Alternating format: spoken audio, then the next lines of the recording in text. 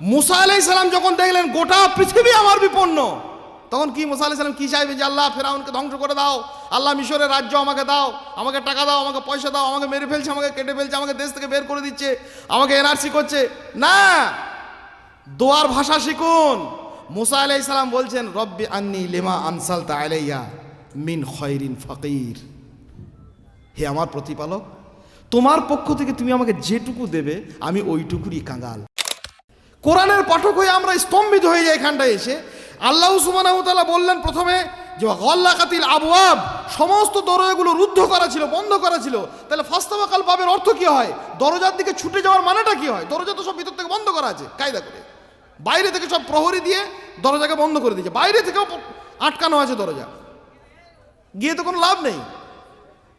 লাভ একটা ছিল, আল্লাহ সুবহানাহু ওয়া তাআলা চেয়েছিলেন ওই ছোটাটা, ওই পালিয়ে যাওয়াটা, পাপ থেকে এই পলায়ন বৃত্তি, অন্যায় কাজ থেকে এই দৌড়ে যাওয়ার এই মনোভাব আল্লাহ খুব ভালোবেসেছিলেন।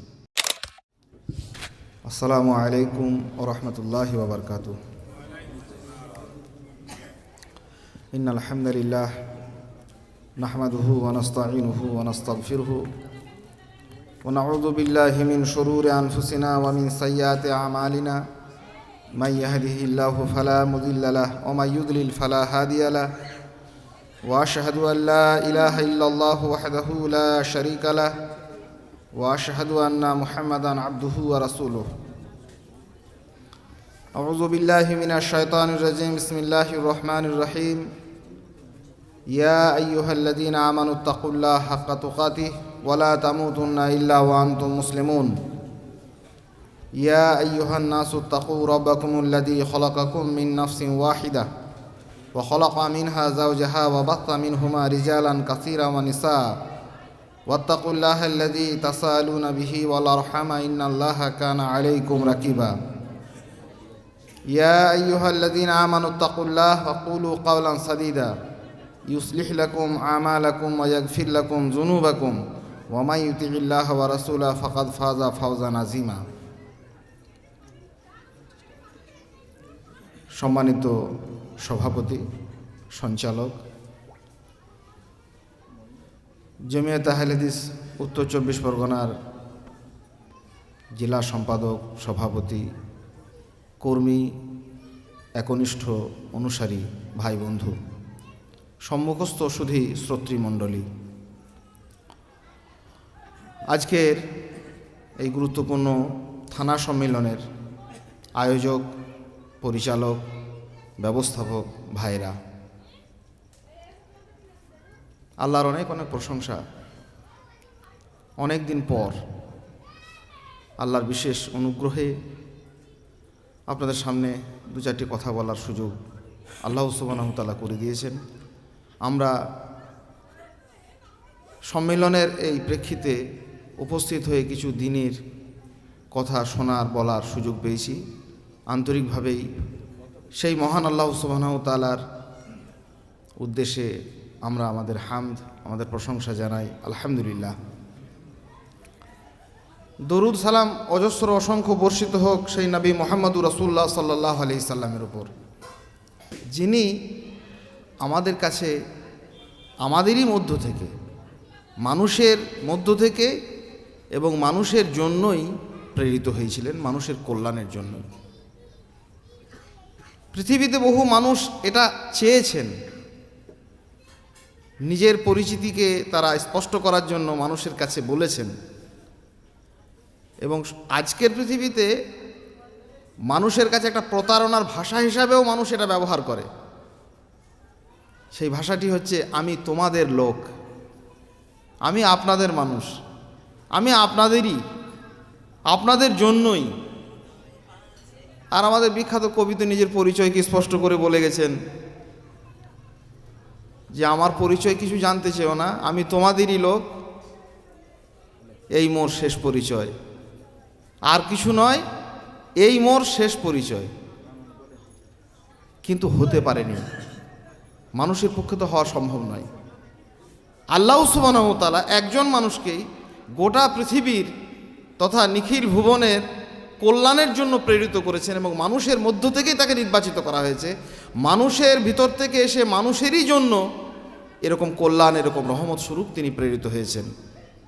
লাকাদ জাআকুম রাসূলুম মিন আনফুসিকুম, আল্লাহ স্পষ্ট করেছেন তার পরিচিতি যে মানুষের মধ্য থেকে তাকে নবী এবং রাসূল রূপে প্রেরিত করা হয়েছে এবং রাহমাতুল লিল আলামিন করে পাঠানো হয়েছে। মানুষকে উসওয়াতু হাসানা, উত্তম নমুনা স্বরূপ প্রেরিত হয়েছেন সেই নবী মুহাম্মদুর রাসূলুল্লাহ সাল্লাল্লাহু আলাইহি সাল্লামের উপর অজস্র অসংখ্য দরুদ সালাম বিবর্ষিত হোক।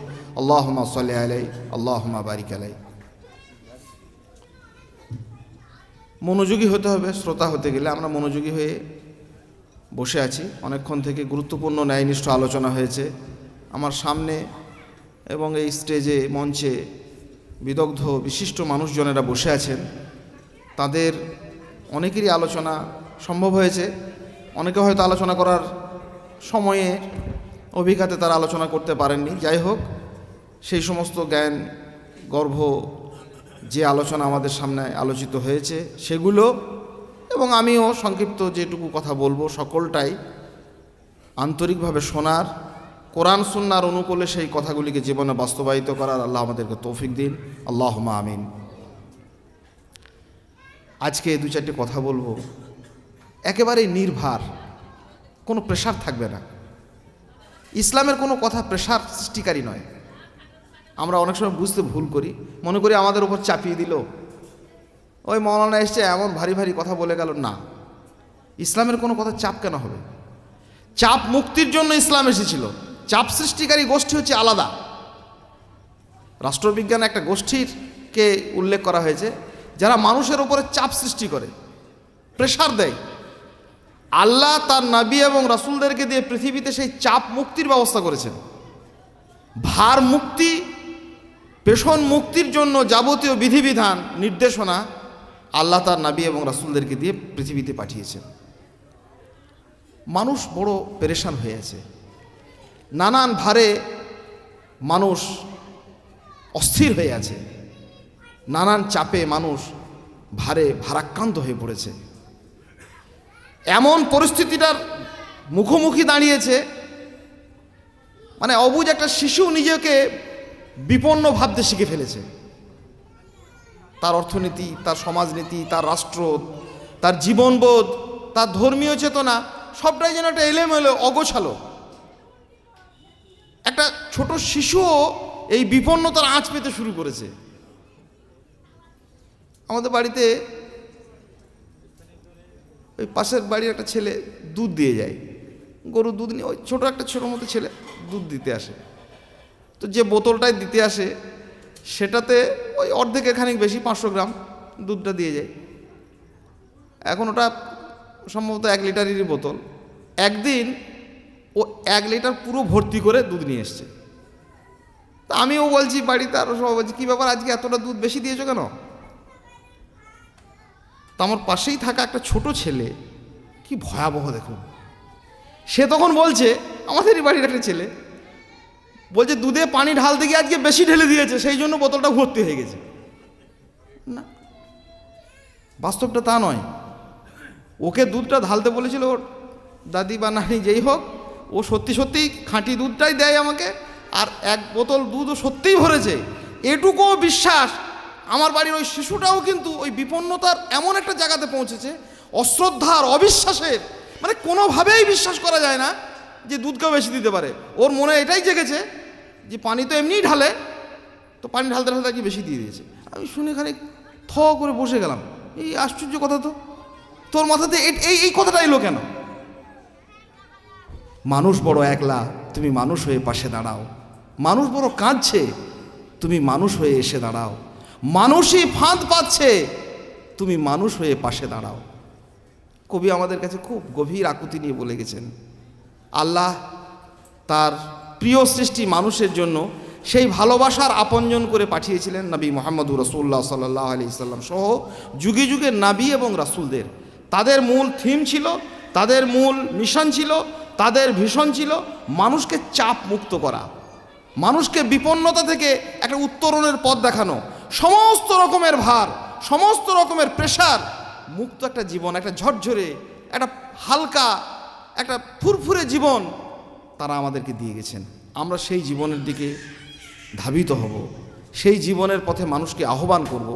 চাপ সৃষ্টিকারী গোষ্ঠী নয়, চাপ মুক্তকারী, ভার লাঘবকারী জামাত সংগঠনে আমরা বিশ্বাসী, আমরা সেই ব্যাপারে আগ্রহী।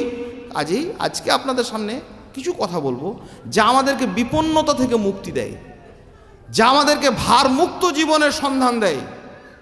ভয়ঙ্কর যে ভার এবং চাপ সৃষ্টি করে রেখেছে মানুষ তৈরি করেছে। আল্লাহ সুবহানাহু ওয়া তাআলা কারো উপর ভারাক্রান্ত করে দেন না, মানুষ এগুলো তৈরি করে। আল্লাহ সুবহানাহু ওয়া তাআলা চাপ দিয়ে দেন না, মানুষ এই চাপগুলোকে নিজের কাঁধে চাপিয়ে নেয়। কিভাবে? রাষ্ট্রীয়ভাবে, সামাজিকভাবে, ধর্মীয়ভাবে। কারা চাপ সৃষ্টি করে? রাষ্ট্রের নেতারা সৃষ্টি করে, রাজনৈতিক বড় বড় ক্যাডাররা সৃষ্টি করে, ধর্মীয় নেতারা সৃষ্টি করে, সমাজের মোড়ল মাতব্বররা সৃষ্টি করে। ক্ষমতা লোভী, ক্ষমতায়নে বিশ্বাসী মানুষেরা সমাজের নিরীহ, শান্ত, শিষ্ট, ভদ্র, স্বাভাবিক জনগণের ওপরে চাপ সৃষ্টি করে। সেই চাপ এমনভাবে তাদেরকে বিপর্যস্ত করে তোলে যে স্বাভাবিক জীবনে তারা নেই। কিভাবে? কলুর বলদের মতো চুপ করে মাথা নিচু করে বসে আছে, জানে এটাই রীতি। অফিসে যাব, ঘুষ দিতে হবে, এটাই আমার পদ্ধতি। সরকারি একটা কোনো অফিসে যাব, কোনো কাজ পাবো না, এটাই আমার রীতি। আলেম ওলামাদের কাছে যাব, সঠিক তথ্য পাবো না, আমাকে হয় শিরক শোনাবে, না হলে বেদাত শোনাবে, না হলে চাঁদা চাইবে, পয়সা নেবে, শিরকের আবাহনে ঢুকিয়ে দেবে, না হলে বেদাতের পাকে আমাকে ডুবিয়ে দেবে। ও মানুষ জেনেই নিয়েছে, ও কি বলবে? এই ভয়ঙ্কর প্রেশার থেকে আমরা মুক্তি পাব। আর ক্ষমতাসীন মানুষের যে জুলুম আর অত্যাচারে সারা পৃথিবীর মানুষের নাভিশ্বাস ওঠে মুহুর্মুহ, সে থেকে আমরা মুক্তি পাব। সেই মুক্তির নির্দেশনা আল্লাহ সুবহানাহু ওয়া তাআলা পবিত্র কোরআনে স্পষ্ট করেছেন।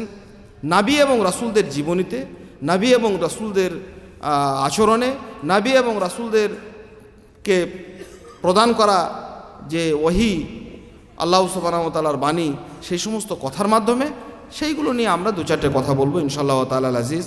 একটা ভারমুক্ত জীবনের সন্ধান পাব, আগ্রহী হব, অপর মানুষকে সঙ্গবদ্ধভাবে, একা একা নয়, আমরা মানুষকে সে পথে আহ্বান করার তৌফিক পাবো। আল্লাহ সুবহানাহু ওয়া তাআলা আমাদেরকে যেন প্রত্যেককে সেই শক্তি দেন, আল্লাহুম্মা আমিন। আল্লাহ মানুষকে যে দায়িত্বগুলো দেন, কোরআন এবং সুন্নাহর নিরিখে আমাদের আলেম ওলামারা, সংগঠন, জমিয়ত, মাদ্রাসা, মসজিদ, ইমাম, এরা যে নীতিগুলো বলেন, সেগুলি কোনো ভার নয়। সেগুলি আপনার জন্য, আমার জন্য, প্রত্যেক মানুষের জন্য বহন করা অত্যন্ত সহজ, অত্যন্ত নির্ভার। এটা ইমানের একটা পর্যায়, এটা মনে রাখবেন। আপনি যদি অহেতুক করে চাপ মনে করেন, তাহলে ইমানের ত্রুটি বিচ্যুত হয়ে গেছে। তাহলে মানুষ এত প্রেশারে থাকে কেন? এত পারস্পরিক অশ্রদ্ধা, এত অবিশ্বাস, এত ভালোবাসাহীন বিবর্ণ জীবন কি করে মানুষের তৈরি হলো? চাপটা কোথা থেকে এলো? চাপটা এলো মানুষ নিজের কাঁধে, নিজের ঘাড়ে চাপিয়ে নিয়েছে। সেই চাপ কি করে বোঝাই? খুব সহজ করে বোঝাই, বোঝাতে গিয়ে আবার যেন ভার চাপে না যায়।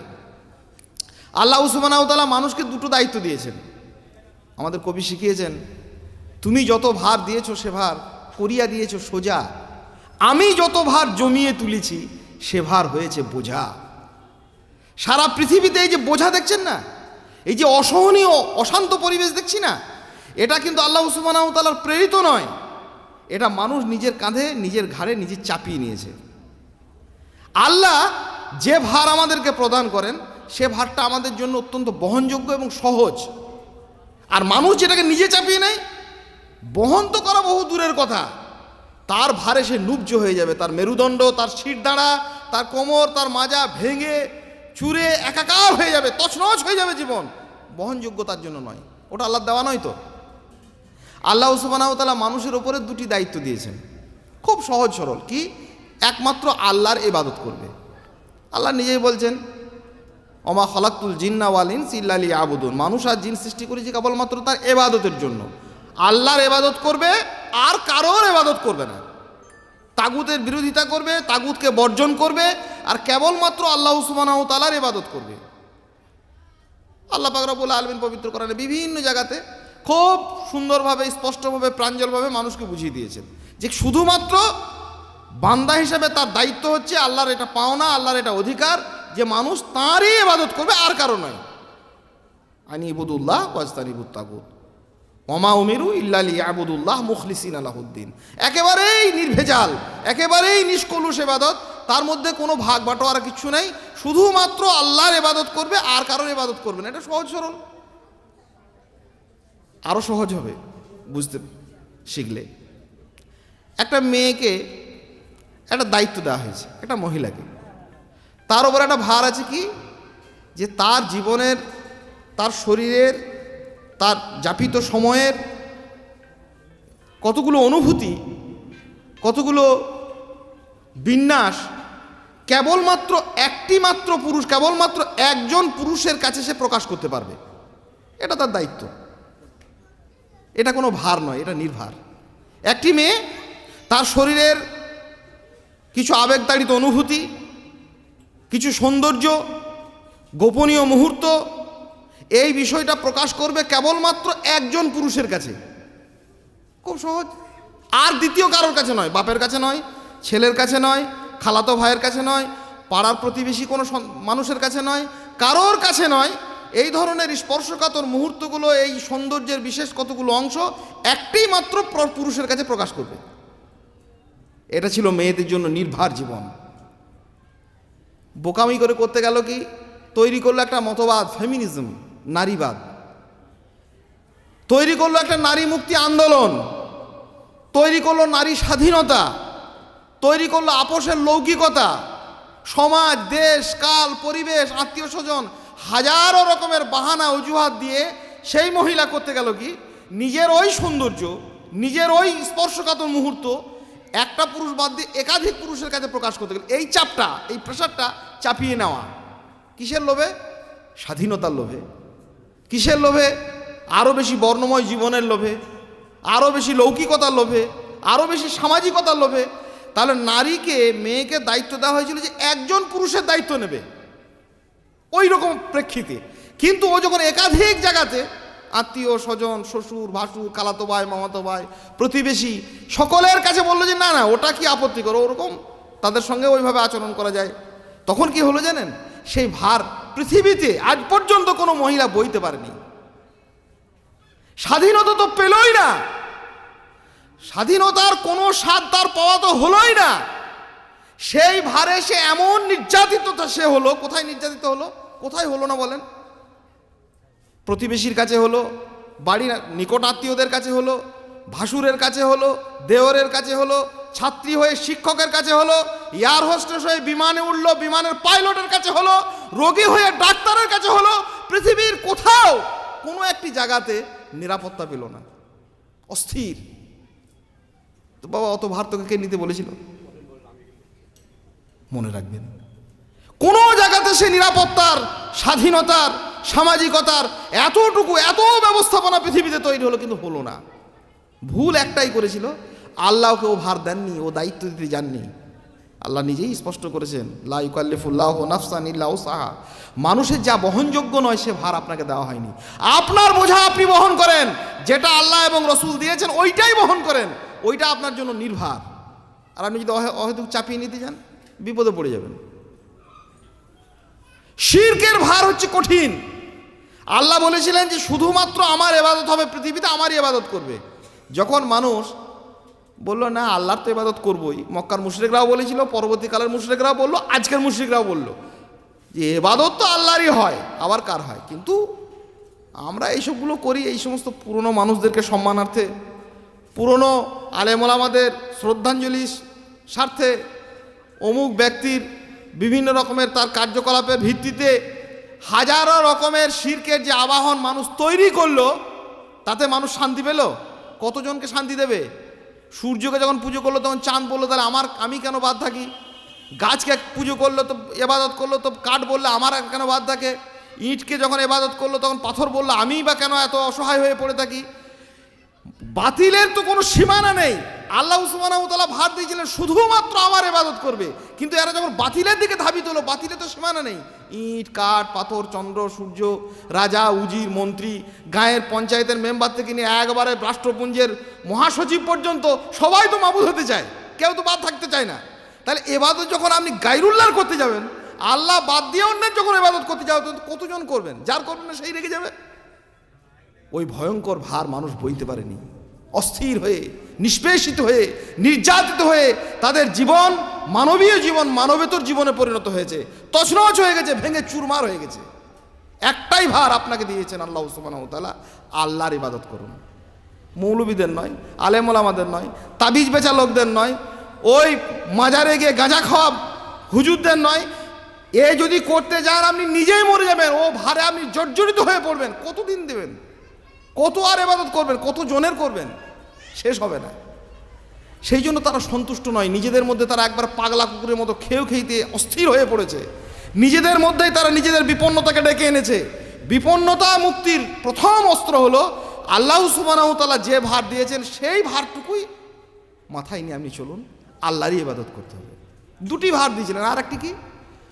আতিউল্লাহ, আল্লাহর আনুগত্য প্রকাশ করবে, আর সেই প্রকাশের ভঙ্গিটা হবে, সিস্টেমটা হবে, প্যাটার্নটা হবে, রীতিটা হবে, পদ্ধতিটা হবে, তরিকাটা হবে একটি মাত্র মানুষের, তার নাম নবী মুহাম্মদুর রাসূলুল্লাহ সাল্লাল্লাহু আলাইহি সাল্লাম।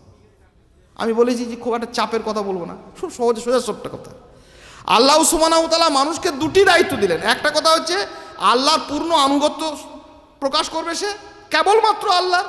ইবাদতের ক্ষেত্রে আর কাউকে সে অংশী করবে না। ইবাদতের ক্ষেত্রে যে সমস্ত কাজগুলিতে অংশীদারিত্ব স্পষ্ট হয়, তার যত রকমেরই হোক, যত কোয়ালিটিরই হোক, যত বিভাজিত হোক, যত রকমের হোক, সমস্ত কিছু সে বর্জন করবে। সে জানবে যে শুধুমাত্র আমি আল্লাহর ইবাদত করি। আর কি?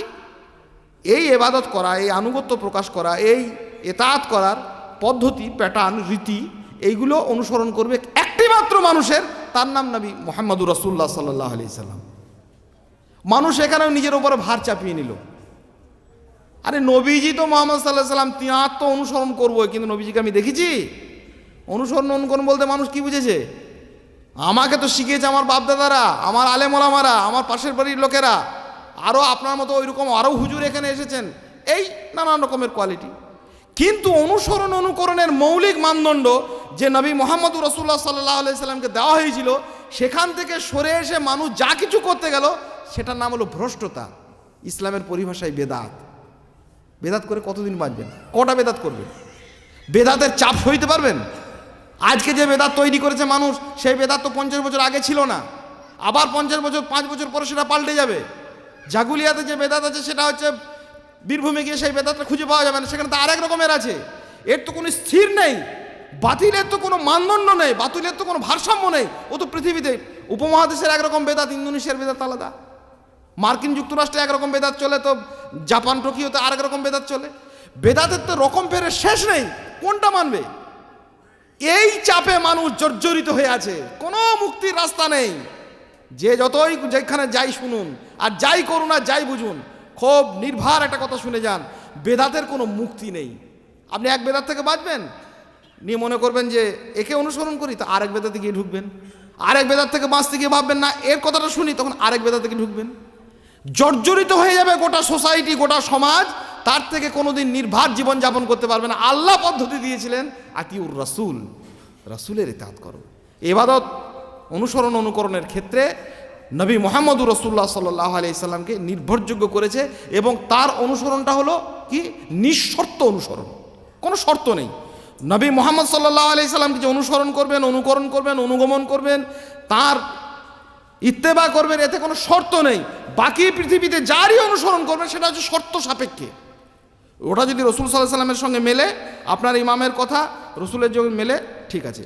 আপনার জমিয়তের আমিরের কথা রসুল সাল্লাল্লাহু আলাইহি সাল্লামের সঙ্গে যদি মেলে, ঠিক আছে। আপনার গ্রামের পূর্বপুরুষদের কথা, বাপদাদাদের কথা, প্রচলিত সমাজের লোকের কথা, আরও অন্যান্য নেতা আমলার কথা যদি নবী মুহাম্মদুর রাসূলুল্লাহ সাল্লাল্লাহু আলাইহি সাল্লামের সঙ্গে মেলে, ঠিক আছে। যদি না মেলে তাহলে সেটা বর্জনযোগ্য। নির্ভার জীবনের দুটি মৌলিক সূত্র আল্লাহ মানুষকে দিয়েছেন, সেটা হচ্ছে কেবলমাত্র আল্লাহর ইবাদত করবে, কেবলমাত্র আল্লাহ সুবহানাহু ওয়া তাআলার ইবাদত করবে, আর সেই ইবাদতের ধরন, করণ, প্রকরণ, পথ, পদ্ধতি, তরিকা এটা হবে নবী মুহাম্মদুর রাসূলুল্লাহ সাল্লাল্লাহু আলাইহি সাল্লামের মতো। বাকি রংমাখা জীবন যাই আমরা দেখি না কেন, ব্যবসাবোধ থেকে নিয়ে আরম্ভ করে, নিজেদের সেই রঙিন জীবন ধুয়ে যাওয়ার ভয় থেকে নিয়ে আরম্ভ করে, বেদাতের যত প্রকার আছে সেটা অত্যন্ত ভারযুক্ত। অনেকবার বলেছি, কি করে সৃষ্টি হয়, মানুষ কেন ছাড়ে না, মানুষ পরিত্যাগ করতে চায় না। মানুষ জানে, বোঝে, উপলব্ধি করে, কিন্তু সেই পথ পদ্ধতি থেকে সরে আসতে চায় না। অনেকগুলো ভয় আছে, দুটি ভয় খুব মারাত্মক। একটা ভয়, রং ধুয়ে যাবার ভয়। মনে রাখবেন, এই শব্দগুলো বলি আমি বেছে বেছে কেন, মনে থাকে বলে। রংটা ধুয়ে যাবার ভয়। আর একটা ভয়, ব্যবসার ভয়। দুটি ভয়ে মানুষ যত ভারী হোক না কেন মনে করছে যে না এরকম করেই চলে যাক, কষ্ট মষ্ট করে যাক। একটা ভয় হচ্ছে রং ধুয়ে যাবার ভয়। একটা মেয়ে বিউটি পার্লার থেকে বেরিয়ে এসছে, হাজারো রকমের রং মেখে এসেছে, চুল রং হয়েছে, মুখ রং হয়েছে, গাল রং করেছে, ঠোঁট রং করেছে, সমস্ত জায়গাতে রঙিন প্রলেপ নিয়ে রাস্তাতে একটা শেডে, বিল্ডিংয়ের কোনো একটা ছাউনিতে ছাতা আড়াল করে চুপ করে দাঁড়িয়ে আছে। ঝমঝম করে আকাশ থেকে বৃষ্টি হয়েছে। যে কোনো প্রকারে ছাতা নিয়ে ওকে বাঁচতে হবে। ওর ভয়টা কিসের জানেন? এই মাত্র পার্লার থেকে এলাম, আর এখনই যদি বৃষ্টি হয় তাহলে কি হলো? চুল হেনা করলাম চলে গেল, ভ্রু প্লাক করলাম তাও চলে গেল, এখানে রং লাগালাম সব চলে গেল, সব বিভৎস হয়ে যাবে। এই রঙে তো সব গা ধুয়ে যাবে। যে কোনো প্রকারে আড়াল করতে হবে আমাকে ছাতা নিয়ে। আর ওইখানে একটা ফুটপাতের একটা কিশোরী এক ঝাঁকড়া চুল নিয়ে, বৃষ্টি ঝমঝম বৃষ্টি হচ্ছে, রাস্তা থেকে উল্লাস আর আনন্দে হই হই করছে আর ভিজছে, বেপরোয়া। ওর মুখের সৌন্দর্য যে প্রাকৃতিক, ওটা ন্যাচারাল। যত বৃষ্টি হচ্ছে ওর তত মুখ উজ্জ্বল হয়ে উঠছে। আল্লাহ সুবহানাহু ওয়া তাআলা মানুষকে যে নির্ভার জীবন দিয়েছেন কোরআন এবং সহিহ সুন্নাহ। কিছু মানুষ যখন পার্লারে ঢুকে এসে রং করেছে, বাপদাদাদের পার্লার, হুজুরদের পার্লার, অহংকারী ঔদ্ধত্যপূর্ণ মানুষদের পার্লার, নেতা আমলাদের পার্লার, মানুষের প্রবৃত্তির পার্লার, শয়তানের এই পার্লার থেকে যারা রং করে এসেছে না, ছাতা আড়াল দিয়ে আপনাকে আড়াল করবে। আপনি যত কোরআন সুন্নাহর বলুন, ওহির বার্তা যেমন আকাশ থেকে যেমন ঝমঝম করে ঝরেছে, তখন তারা ছাতা আড়াল করেও নিজেদেরকে ওই বাণী থেকে মুক্ত রেখেছে। কেন? পার্লারের রং ধুয়ে যাবে। কিন্তু আপনি ওই কিশোরীর মতো হন, এক ঝাঁকড়া চুনলে আপনি বৃষ্টি ঝমঝম বৃষ্টিতে ভিজুন, ওহি এবং কোরআন এবং সহিহ সুন্নাহর স্নাত বৃষ্টি ধারায় আপনি ভিজুন, আপনি উজ্জ্বল হবেন, আপনি নির্ভর হবেন, আপনি মুক্ত হবেন। তাহলে বেদাত এবং কুসংস্কারে আচ্ছন্ন সমাজ তৈরি করেছে এবং সেখান থেকে বেঁচে মানুষকে বাঁচতে দেয়নি। একটা ভয় বললাম, রং ধুয়ে যাবার ভয়। নানা রকমের রঙে রঙিন করে রেখেছে, জয়ীফ, জাল, মৌজু, বানোয়াট, নিজেদের কেচ্ছা কাহিনী, গল্প, নিজেদের ঔদ্ধত্য, অহমিকা, হাজারো রকমের এই প্রতিবন্ধকতাপূর্ণ এই সমস্ত রঙে তারা রঙিন হয়ে আছে, ছাড়তে চাইছে না। বাপদাদাদের ট্রেডিশন, নিজেদের লৌকিকতা, হাজার রকমের। আর একটা বিপন্ন করার রাস্তা হচ্ছে ব্যবসা। ব্যবসা করা হারাম নয়, ব্যবসা স্বয়ং রাসূল সাল্লাল্লাহু আলাইহি ওয়াসাল্লাম নবুয়ত পূর্বে জীবনে করেছেন, বিশিষ্ট মানুষেরা ব্যবসা করেছেন, মুহাদ্দিসিনে কেরামদের অনেক পণ্ডিত ছিলেন, ব্যবসা করেছেন। ব্যবসা করবেন, ব্যবসা বাণিজ্য তো ভালো, রুজি রোজগারের একটা ভালো পথ, কিন্তু ব্যবসা বড় বালাই হয়ে দাঁড়ায়, বড় কঠিন জিনিস। কি কঠিন জিনিস জানেন? মানুষ স্বাভাবিকভাবে যে শত্রুতা করতে পারে না, ব্যবসার খাতিরে মানুষ যে কত হিংস্র হতে পারে তার আপনি প্রমাণ প্রত্যেক পদক্ষেপে আপনি খুঁজে পাবেন। অন্য কোনো কারণে মানুষ এত হিংস্র হতে পারে না। রাজ দখল করার জন্য মানুষ এত হিংস্র হয় না, ব্যবসা করার জন্য যতটা হয়। বলে ব্যবসা করার জন্য মানুষ হিংস্র হয়? হ্যাঁ, আপনার সঙ্গে আমার যত শত্রুতাই থাক, বেদাত বলেছি বলে শত্রুতা হোক, জমিয়ত করেছি বলে শত্রুতা হোক, মসজিদ নিয়ে, মাদ্রাসা নিয়ে, মক্তব নিয়ে, জায়গা নিয়ে, জমি নিয়ে, ফসল নিয়ে, দাম্পত্য নিয়ে, বিবাহ নিয়ে, হাজার রকমের শত্রুতা হোক, যত শত্রুই হোক, একজন মানুষকে বাড়িতে ডেকে এনে, অত পাওয়ারফুল মস্তিষ্ক খুব কমই আছে যে তাকে ডেকে এনে পরিকল্পিতভাবে বিষ খাইয়ে তাকে মেরে দেবে। এটি সাধারণ মানুষের পক্ষে সম্ভব, হৃদয় কেঁপে উঠবে। একটা বিষ মিশ্রিত পানি যদি একটা গ্লাসে একজন মানুষকে দিতে যান না, যে কোনো মানুষ, সে যত পাপিষ্ঠই হোক না কেন, হাতটা তার কাঁপবে দুবার। ইস, এই লোকটাকে আমি যাই করুক, যত ক্ষতি করবে, এই লোকটাকে মেরে দেবো এইভাবে বিষ খাইয়ে।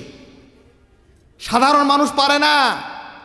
যত প্রবৃত্তির তাড়নায় তাড়িত হোক না কেন, যত নিকৃষ্ট লোকই হোক না কেন, মানুষের এই ক্ষতিকে করতে পারে যেন অবলীলায় করে যায় একটা লোক, তার নাম হচ্ছে ব্যবসায়ী। মাছে ফরমালিন মিশিয়ে দেয় বিষ, টাকা লাভ হবে বলে। ভাগাড়ের গোস্ত, বিষ মিশ্রিত খাবার গল গল করে খাইয়ে দেয় মানুষকে অবলীলায় ব্যবসা করতে গিয়ে। পণ্যে ভেজাল দেয়, দূষণ রং মিশ্রিত করে, হাজারো রকমের পণ্যে ভেজাল তৈরি করে দেয়, হাজারো রকমের পণ্যে মানুষের কাছে কম দিয়ে তাকে প্রতারিত করে। এমনকি খাবারের মতো একটা স্পর্শকাতর পণ্যে সেখানে বিষ মিশিয়ে সেটা লাভজনক করে তোলার জন্য মানুষকে মেরে ফেলে কে? একজন ব্যবসায়ী। এটা বুঝতে পারে না, নয়? ব্যবসা বড় বালায়। ধর্মের ব্যবসা পৃথিবীতে যারা ফেঁদে রেখেছে যুগে যুগে, মুসলিম, খ্রিস্টান, বৌদ্ধ, যে কোনো জাতি ধর্মের মানুষ যারা ধর্মের নামে ব্যবসা ফেঁদে রেখেছে পৃথিবী জুড়ে, তারা মানুষকে যে কি খাওয়াবে আপনি বুঝতে পারছেন না।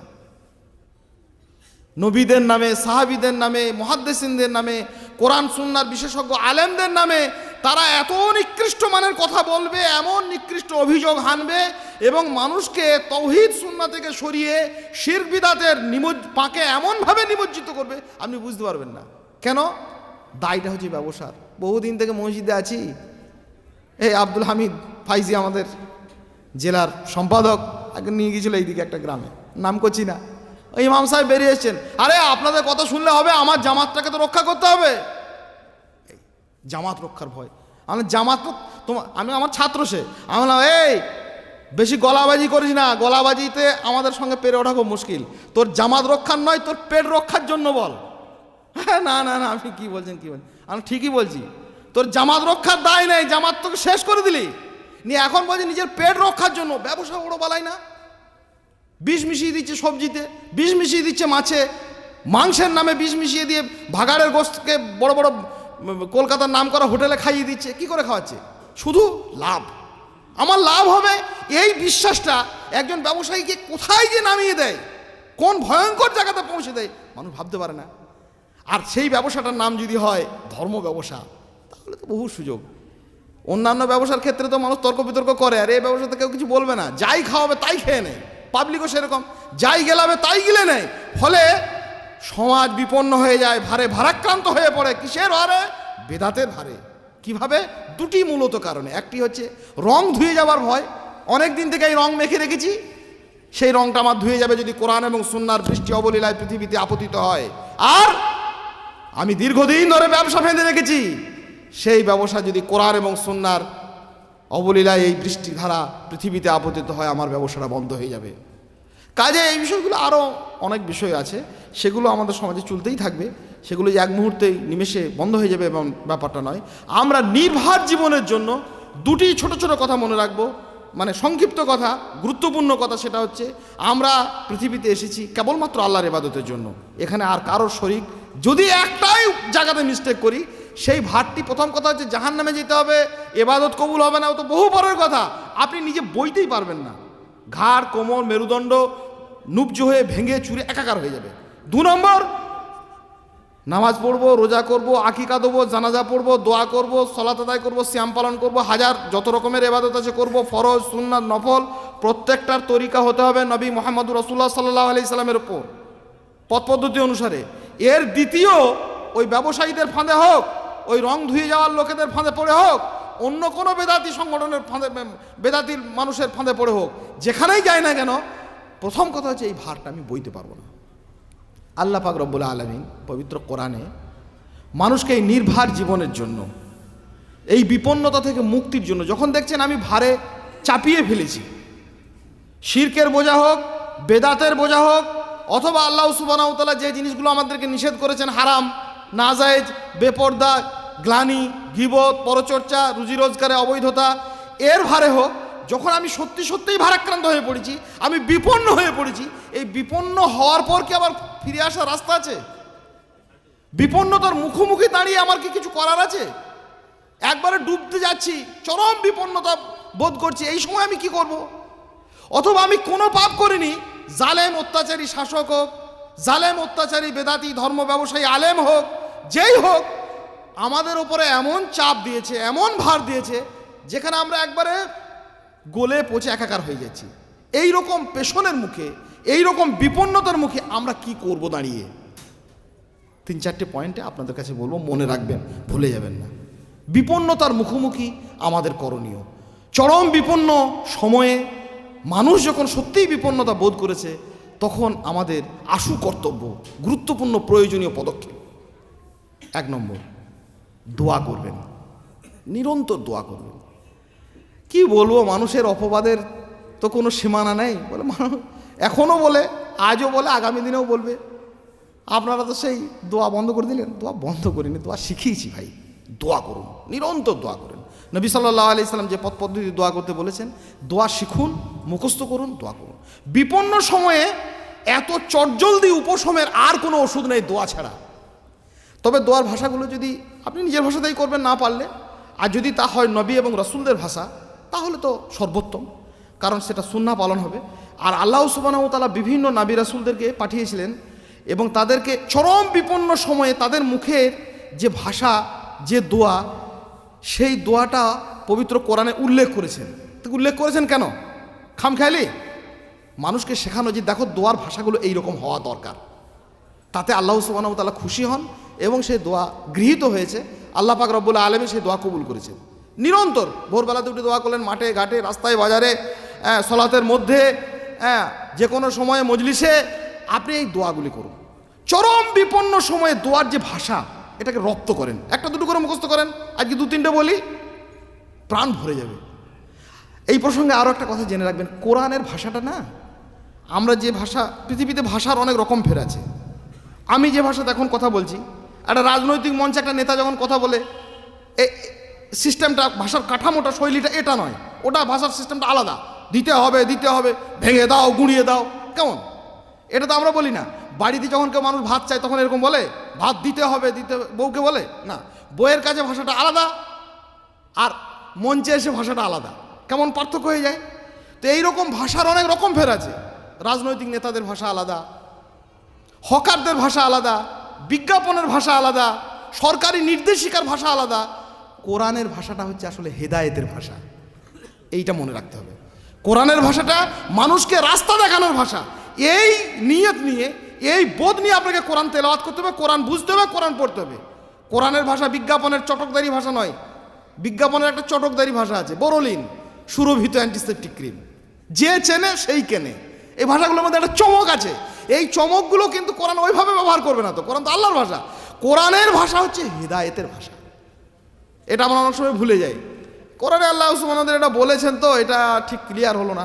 না, ওটা ক্লিয়ার, রাস্তা দেখানোর জন্য যতটুকু দরকার আল্লাহ পাক রব্বুল আলামিন ভালো জানেন। তার সৃষ্টি মানুষের জন্য পথ নির্দেশিকার ভাষা, হেদায়েতের ভাষা হচ্ছে কোরআনের ভাষা।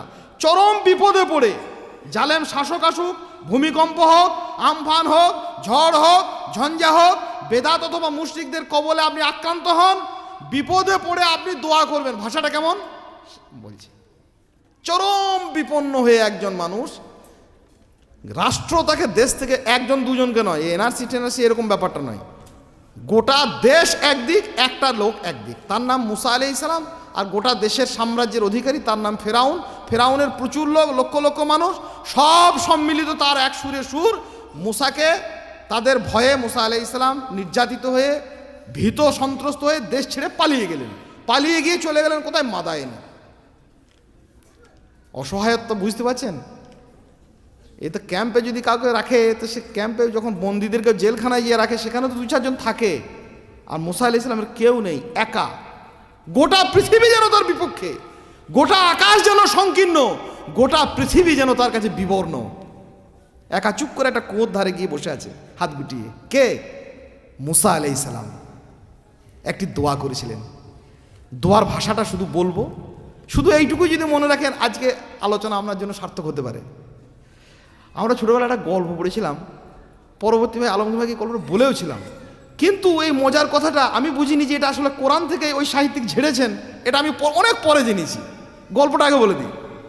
একজন রাজা একটা দান সত্র খুলেছে, নিয়ে বলেছে যে আজকে আমার একটা বিশেষ অনুষ্ঠান, বা পুত্র হয়েছে, বা বাড়ির কোনো অনুষ্ঠান হয়েছে, আজকের দিনে আমার কাছে যে যা চাইবে আমি দেবো। সকালবেলা থেকে, আগামীকাল থেকে বলেছে, ঘোষণা করেছে, আমার রাজপ্রাসাদের এই খিড়কি দরজায় সব যেন লাইন দিয়ে দাঁড়ায়। কাতারে কাতারে মানুষ এসে দাঁড়িয়েছে, যে যা চাইছে রাজা দিয়ে যাচ্ছেন। একদম দরাজ হস্ত, দিল দরাজ হয়ে গেছে। রাজা দিতে দিতে ভাবছেন, অনেক পিছনে একটা লোক দাঁড়িয়ে আছে। এটা বাংলা সাহিত্যের একজন দিকপাল সাহিত্যিকের লেখা। রাজা ভাবছে যে অনেক পিছনে লোকটা দাঁড়িয়ে আছে, লাইন এগিয়ে আসছে, কিন্তু লোকটা এগিয়ে আসছে না। এর কি ব্যাপার? এই লোকটা কেন পিছনেই পড়ে আছে? এক জড়সড়ো একটা সামান্য চাদর গায়ে দিয়ে, সামান্য একটা ধুতি পরা একজন বিবর্ণ মানুষ, জড়সড়ো বৃদ্ধ একজন মানুষ, ওই লোকটা আসছে না, সামনে আসছে না কেন?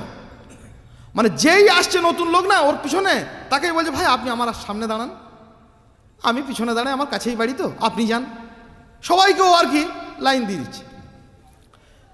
একদম গোধূলি লগ্নে দিন শেষ হয়ে যাবে, রাজার দানসত্র প্রায় কাজ মিটে গেছে, কেউ নেই, আর ওই লোকটি এসে রাজার সামনে দাঁড়িয়েছে।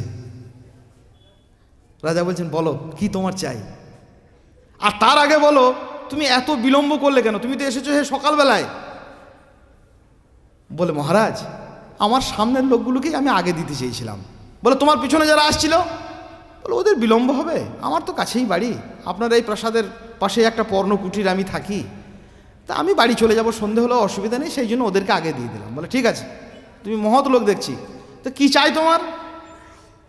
বলে, মহারাজ, আপনি আমাকে যেটুকু দেবেন, আপনার খুশি মতো আমাকে যেটুকু আপনি দেবেন, আমি ওইটুকুরই কাঙাল, ওইটুকুরই আমি ভিখিরি। বলে, তার মানে? আরে তুমি বলো কি চাও? বলে, আর কিছু বলার নেই, আপনার পক্ষ থেকে আমাকে আপনি যাই দেবেন, আমি ওইটুকুরই ভিখিরি শুধু। আশ্চর্যের কথা তো, এ ভাষা একজন ভিখিরির মুখে তো এ ভাষা কোনোদিন শুনিনি। বলে, না না, তুমি এসব আমার সঙ্গে করো না, এরকম উপমা, এরকম মানে রহস্য করো না আমার সঙ্গে, আমি সত্যি সত্যি তোমাকে দেবো, তুমি চাও, তোমার কি প্রয়োজন? বলে, রাজামশাই, বললাম না, এইটাই আমার শেষ কথা, আপনি আমাকে যা দেবেন হাতে তুলে, আমি ওইটুকুরই কাঙাল, ওইটুকুরই আমি ভিখিরি, আমার তো কিছুই নেই। চুপ করে থেকে রাজা শেষকালে বললেন, ঠিক আছে, তোমাকে আমি কিছুই দেবো না, শোনো, এসো, তুমি আজ থেকে আমার মৃত্যু পর্যন্ত আমার পাশে থাকবে, তুমি হলে আমার রাষ্ট্রের প্রধান উপদেষ্টা, খুশি আছো? বলে, যদি ওটাই দেন তো ওটাই আমার জন্য, ওইটুকুরই আমি কাঙাল। গল্পটা পড়ে আমি খুব মজা পেয়েছিলাম, এটা যে সরাসরি কোরআনের ভাষা। মুসা আলাইহিস সালাম যখন দেখলেন গোটা পৃথিবী আমার বিপন্ন, তখন কি মুসা আলাইহিস সালাম কি চাইবেন? যে আল্লাহ ফেরাউনকে ধ্বংস করে দাও, আল্লাহ মিশরের রাজ্য আমাকে দাও, আমাকে টাকা দাও, আমাকে পয়সা দাও, আমাকে মেরে ফেলছে, আমাকে কেটে ফেলছে, আমাকে দেশ থেকে বের করে দিচ্ছে, আমাকে এনআরসি করছে। না, দোয়ার ভাষা শিখুন। মুসা আলাইহিস সালাম বলছেন, রব্বি আন্নি লিমা আনসালতা আলাইয়া মিন খয়রিন ফাকির, হে আমার প্রতিপালক, তোমার পক্ষ থেকে তুমি আমাকে যেটুকু দেবে, আমি ওইটুকুরই কাঙাল। মিন খয়রিন, তোমার কল্যাণ থেকে, তোমার অফুরন্ত ভান্ডার থেকে তুমি আমাকে যেটুকুই দেবে, ফাকির, আমি ওইটুকুরই কাঙাল, আমি ওইটুকুরই ভিখিরি। বিপন্ন সময়ের দোয়া বলে কোরআন বিশেষজ্ঞরা এটাকে বারবার উল্লেখ করেছেন। কি? রব্বানি লেমা আনসালতা ইলাইয়া মিন খয়রিন ফাকির, তোমার তরফ থেকে হে আল্লাহ তুমি আমাকে যাই দেবে, আমার কিছুই নেই, কি চাইবো আর? বিপন্ন সময়ের জন্য দোয়া আছে। আপনি যখন নিজেকে অসহায় ভাবছেন, দোয়ার ভাষাগুলি পবিত্র কোরআনের নাবিদের মুখনিসৃত ভাষাগুলিকে রপ্ত করেন। একটা বললাম, বিপন্নতার কোন সীমায় মানুষ পৌঁছে যায় জানেন? পৃথিবীতে মানুষ বিভিন্ন সময় বিপন্ন হয়, ঘর বাড়ি ছাড়িয়ে দেয়, আর দেশেই তো রাখে। সহযাত্রীরা তাকে নৌকা থেকে পানিতে ফেলে দিয়েছে সমুদ্রে, সমুদ্রে ডুবে যদি মরে যায় তো সে এক যাই হয় হোক, সমুদ্রে ঢুকে সেখানে আরেক কৃত্রিম মাছ গিলে নিয়েছে। মাছের পেটের ভিতরে ঢুকে সেই নবী ইউনুস আলাইহিস সালাম দোয়া করছেন। কি দোয়া? আল্লাহ, কঠিন বিপদে পড়েছি, মাছের পেটের ভিতরে কি করে বাঁচবো, এরকম আযাব, এরকম গজব। না, কি বলছেন? লা ইলাহা ইল্লা আনতা, হে রব তুমি ছাড়া কোনো মাবুদ নেই, সুবহানাকা, তোমারই পবিত্রতা, ইন্নী কুনতু মিনাজ জালিমিন। কি দোয়া করছেন? আগুনে ফেলতে গিয়ে যখন ইব্রাহিম আলাইহিস সালামকে ফেলা হচ্ছে, কি দোয়া করছেন? কি দোয়া? ইন্না সলাতি ওয়া নুসুকি ওয়া মাহিয়া ওয়া মামাতি লিল্লাহি রাব্বিল আলামিন। চরম বিপন্ন সময়ে পবিত্র কোরআনে সুন্দর ভাষাতে নাবিরা রাসূলুল্লাহ যে দোয়াগুলি বলেছেন, বিপন্ন সময়ে আল্লাহ সুবহানাহু ওয়া তাআলার কাছে চেয়েছেন, সেই দোয়াগুলিকে আমরা ব্যবহার করব। বিপন্নতা থেকে বাঁচার প্রথম মৌলিক এবং নবী রাসূলদের আদর্শিত পথের প্রথম নমুনা হচ্ছে বিপন্ন সময়ের জন্য দোয়া করেন। আপনি দোয়া করার পর কি করবেন? রাজা তোকে উপদেষ্টা করে দিয়েছিল, এই গল্প যে লিখেছেন। তো মুসা আলাইহিস সালাম যে এরকম বিপন্ন সময় চাইলেন যে আল্লাহ তোমার পক্ষ থেকে যেটুকুই আমাকে দেবে, আমি ওইটুকুরই কাঙ্গাল। তো আল্লাহ কিছু দিলেন? হ্যাঁ দিলেন, সবই দিয়ে দিলেন, বহু কিছু দিলেন। মুসা আলাইহিস সালামের দ্বিতীয় প্রেক্ষাপট বিপন্ন সময়ের কাজ করার, দ্বিতীয় তিনি পথ পদ্ধতি অবলম্বন করেছেন। তাকিয়ে তাকিয়ে দেখছেন সেই কুয়োর পাশ দিয়ে দুটি অল্পবয়স্ক মেয়ে তাদের গৃহপালিত চতুষ্পদ প্রাণীগুলিকে নিয়ে এসে পানি পান করাবে, তার জন্য একটা কুয়োর ধারে গিয়ে অপেক্ষা করে দাঁড়িয়ে আছে। তো মুসা আলাইহিস সালাম দেখছেন যে মেয়ে দুটি অনেকক্ষণ থেকে দাঁড়িয়ে আছে, কিন্তু পানি পান করানোর সুযোগ পাচ্ছে না ওই ছাগল উটগুলোর। তখন উনি কাছে গেলেন। এই কাছে যাওয়াটা কোরআনের পাঠক হয়ে আশ্চর্য লাগে না? কি জন্য পাশে যেতে যাব? আমার কি হচ্ছে তার ঠিক নাই, দেশ আমাকে দেশ থেকে তাড়িয়ে দিয়েছে, গোটা ফেরাউনের রাজশক্তি আমার বিরুদ্ধে মানে শেষ অস্ত্র জারি করে ফেলেছে, যেখানে পাবে সেখানে আমাকে হত্যা করবে। আর এই সময় কে দুটো ছোট মেয়ে কোথাও পানি পান করাতে পাচ্ছে আর নাই পাচ্ছে, আমার কি? স্বাভাবিক বোধ বুদ্ধিতে এটাই বলে, কিন্তু না। আপনি নিজে যত বিপন্নই হন, অপরের কোনো রকমের কোনো অসুবিধা দূরীকরণের যদি আপনার সাধ্য থাকে, কোনো একটি ভালো কাজ মানুষের কল্যাণের জন্য আপনার যদি সাধ্যের মধ্যে থাকে, সাধ্যভর সেই কাজটির জন্য আপনি আগ্রহী হন। বিপন্নতা থেকে মুক্তির এটা রাস্তা। আমরা বলি না আমার কি হচ্ছে ভাই লকডাউনে, তার ঠিক নাই, কিছুই হয়নি ভাই, লকডাউনে পড়ে আছি, সরকারি চাকরিজীবী গো মাস্টার। এই আমাদের রাজ্যের আমির সাহেব চেনেন, আমার ফোন করছে, ভাই কেমন আছেন? ওই আমপানের সময় ভাই বললেন ভাই কিছু টাকা পয়সা যদি কোথাও কিছু হয় বলেন। হ্যাঁ, উত্তর চব্বিশ পরগনা জেলার আমাদের আমির আব্দুল হামিদ হানিফ ভাইরা তো আল্লাহ যতটা তৌফিক দিয়েছেন, প্রচুর চেষ্টা করেছেন। আমি একটা হাই স্কুলের মাস্টার গো, মাসে মাসে 60,000 টাকা করে অ্যাকাউন্টে ঢুকছে, বসে বসে ঘরে প্রতিদিন সকালবেলাতে শুধু একটা বিরিয়ানি রেসিপি খুঁজছে আর খাচ্ছে। আমি বলছি ভাই কেমন আছেন? বলছি কেমন থাকবো ভাই, লকডাউন। লকডাউন তো তোর কী হলো রে? তোর আবার লকডাউন কি? লকডাউন তো আমাদের, ঘরে বসে আছি একবারে 8 মাস 9 মাস 1 বছর হতে চললো। লকডাউন যদি কারো হয়তো আমাদের হচ্ছে, তোর আবার লকডাউন কি? বন্ধু লোক একসঙ্গে মানুষের সাথে কাজ করি, সরকারি চাকরি পেয়ে গেছে, কিছু না। এই অবস্থা যদি হয় তা আল্লাহর আযাব গজব থেকে বাঁচা যাবে না, ভয়ঙ্কর বিপন্নতা আপনাকে গ্রাস করবে। মুসা আলাইহিস সালাম পৃথিবীর ইতিহাসে একটা আশ্চর্য দৃষ্টান্ত উপস্থাপন করলেন। আল্লাহ সুবহানাহু ওয়া তাআলা তাকে উল্লেখ করছেন যে আমি যত বিপন্নই হই না কেন, আমার সাধ্যভর কাজ আমি করে যাব, ফিরআউনের রাজশক্তিও আমাকে বাধা দিতে পারে না, আমি কাজ করব। মুসা আলাইহিস সালাম উঠে দাঁড়ালেন, মেয়েগুলির কাছে গেলেন, ওই লোকগুলিকে সরিয়ে দিয়ে বললেন যে এরা পানি পান করাতে পারছে না, সুযোগ করে দিন। মুসা আলাইহিস সালাম হোমরা চোমরা দেখতে লোক তো যুবক, ওরা একটু সন্ত্রস্ত হয়ে সরে গেল। সেই উট ছাগলের পানি পান করানোর উনি ব্যবস্থা করলেন, ব্যবস্থা করে আবার বসে পড়লেন। মেয়ে দুটি আমরা পশুগুলোকে নিয়ে বাড়ি চলে গেল। খানিক পরে ফিরে এলো। বিপন্নতা থেকে বাঁচার একটা দ্বিতীয় উপকরণ আমাদেরকে মুসা আলাইহিস সালাম দিলেন যে আপনি যত বিপন্নই হন, যত বিপদগ্রস্তই হন, যত ভারাক্রান্তই হন না কেন, ভালো কাজ থেকে দূরে সরে যাওয়া নয়। আমার সাধ্য মোতাবেক যতটা ভালো কাজ পারি। মানুষ কি বলে, এই এমন দেশকালের যা অবস্থা ভাই, এইসব কি আর জমিয়ত চলে? একটা থানাতে প্রোগ্রাম হচ্ছে, আর এসব প্রোগ্রাম চলে, কি অবস্থা দেখছেন না দেশের, কি হবে তার ঠিক নাই। কেউ বলছে আগামী ইলেকশন, কেউ বলছেন আগামী সিলেকশন, কেউ বলছেন আগামী পঞ্চায়েত, কেউ বলছে আগামী লোকসভায়, কেউ বলছেন এই 2022 পেরোবি কিনা। এই হাজার অজুহাত তুলে আপনি কোন বিপন্নতাকে প্রমাণ করতে চাইছেন? মুসা আলাইহিস সালাম গোটা আকাশ যার কাছে সংকীর্ণ, গোটা পৃথিবী যার কাছে বিপন্ন, মুসা আলাইহিস সালাম পৃথিবীর ইতিহাসে দেখালেন যে আমি যত বিপন্নই হই না কেন, মানুষের কল্যাণের জন্য আমার সাধ্য মোতাবেক ভালো কাজ আমি করে যাব। এটা একটা বাঁচার রাস্তা, এটা অবলম্বন করেন। প্রত্যেককে এটাকে অভ্যাস করতে হবে, এটা চর্চা করতে হবে।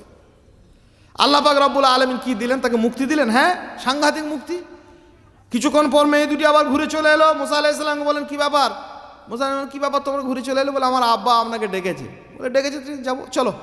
গেলেন, গিয়ে দেখছেন তার বাপ, মেয়ে দুটির বাপও একজন নবী, সোহাইব আলাইহিস সালাম। বলে কে তুমি? বানু ইসরাইলের মুসা না কে? বলে জি, আমাকে চিনলেন? বলে আরে আমিও একজন নবী, তোমাকে চিনি। ফিরআউনের ভয়তে তুমি খুব এখন বিপন্ন হয়ে আছো, এসো। তো যুবক, বিয়ে শাদী করেছো? বলে জি না, বিয়ে শাদী কী করবো, দেশে থাকার জায়গা নাই, দেশে ঘুরে বেড়াচ্ছি, প্রাণের ভয়ে মাথায় না পালিয়ে এসছি, বিয়ে কি কোথাও হবে? বলে আমার মেয়েকে বিয়ে করবে? বলে তা দিলে করবো। বলে শোনো, এমনি এমনি করলে হবে না, তোমার কিছু রুজি রোজগার আছে, টাকা পয়সা কিচ্ছু নেই। বলে আমার ঘরে ছাগল চড়াতে পারবে? বলে কতদিন চড়াতে হবে? বলে 10 বছর। 10 বছর? বলে হ্যাঁ। বলে আচ্ছা তাই চড়াবো। এটা বিপদে পড়ে বাঁচার একটা রাস্তা। বিপদে পড়ে বাঁচার রাস্তা কি? জীবিকার জন্য বৈধ হালাল পদ্ধতি, তাতে আর কোনো নেকামো, কোনো ছলনা, প্রতারণা, কপটতা করার দরকার নেই। যখন দেখছেন সত্যি সত্যি আমি বিপন্ন, তখন যে কোনো বৈধ রুজি রোজগার সামনে আসুক, সেটাকে গ্রহণ করা হাসি মুখে।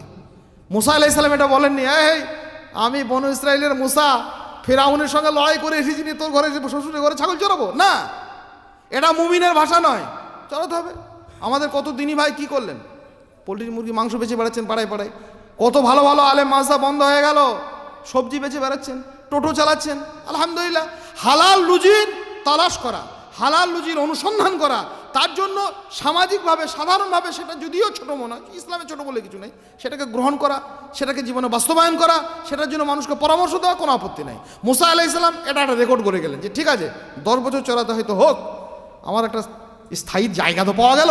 ছাগলও চড়ালেন, স্ত্রীও পেলেন, ছেলে মেয়েও হলো, একবারে নিজে ফুলফিল হওয়ার পরে আবার আল্লাহ পাক রব্বুল আলামিন বললেন ইযহাব ইলা ফিরআউনা ইন্নাহু তাগা, মুসা এবার তুমি তো সম্পন্ন যাও।